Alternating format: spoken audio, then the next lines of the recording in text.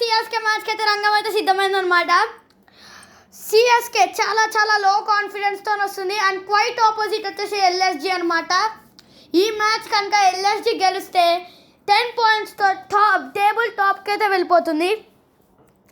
కన్ఫర్మ్లీ నాకు తెలిసినంత వరకు సిఎస్కే గేమ్ ప్లాన్ అయితే మార్చుకోవాలి. ఎక్కువ డాట్ బాల్స్ అయితే ఆడుతున్నారు, దాన్ని అయితే తగ్గించుకోవాలన్నమాట.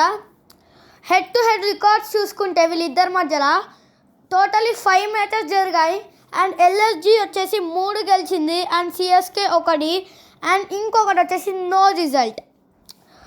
సిఎస్కే నూర్ అహ్మద్ చాలా మంచి ఫామ్లో ఉన్నాడు. తను ఎలా వేస్తాడో మరి ఎల్ఎస్జి బ్యాటర్స్కి చూడాలి. అండ్ శివం దుబే తిను ఎలా ఆడుతాడో, ఈ యంగ్స్టర్ ఏం చేస్తాడో, ఏం మాయ చేస్తాడో ఈ మ్యాచ్లో అయితే మనం చూడాలి. అండ్ ఇప్పటి వరకు రిషబ్ పంత్ ఫైర్ అయితే అవ్వలే, మరి తను ఫైర్ అవుతే తెలుస్తుంది. Mitchell Marsh and Nicholas Pooran అయితే చాలా కన్సిస్టెన్సీతో ఆడుతున్నారు. చాలా ఇంట్రెస్టింగ్గా జరగబోతుంది ఈ ఇద్దరి మధ్య బ్యాటిల్ చూసుకుంటే. అండ్ టాస్ అయితే అంత కీలకంగా అయితే ఉండదు, because first batting second batting చేసిన టీమ్ ఈక్వల్ విన్స్ అయితే ఉన్నాయి. బట్ లాస్ట్ 3 మ్యాచెస్ నుంచి చూసుకుంటే ఎల్ఎస్జి అయితే సిఎస్కేని అయితే డామినేట్ అయితే చేస్తుంది. ఇలానే ఒకవేళ కొనసాగితే సిఎస్కే ప్లే ఆఫ్స్ అసలు అయితే వదులుకోవాల్సి వస్తుంది. 0.1% అయితే పడిపోయింది ఇప్పటికైతే సిఎస్కే ప్లే ఆఫ్ ఛాన్సెస్.